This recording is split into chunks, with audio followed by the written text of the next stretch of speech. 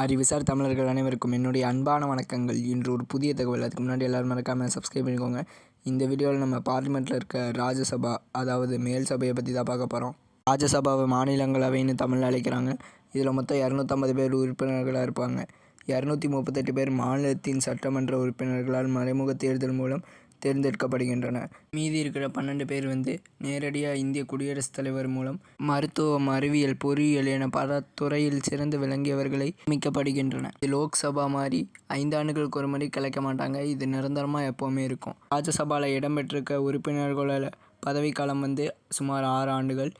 இவங்களோட உறுப்பினர்களோட குறைந்தபட்ச வயது 30 வயது. இதோட அவைத்தலைவர், அதாவது ஸ்பீக்கர் துணை குடியரசுத் தலைவர் தான் இருப்பாங்க ராஜ்யசபாவுக்கு. ஒரு பொது அறிவு கேள்வி: இந்தியாவின் தற்போதைய துணை குடியரசுத் தலைவர் யார்? டிஸ்கிரிப்ஷனில் இருக்குது. இந்த வீடியோ உங்களுக்கு பிடிச்சிருந்துச்சுன்னா மறக்காமல் லைக் பண்ணுங்கள், மறக்காமல் சப்ஸ்கிரைபும் பண்ணுங்கள். தேங்க்யூ ஃபார் வாட்சிங்.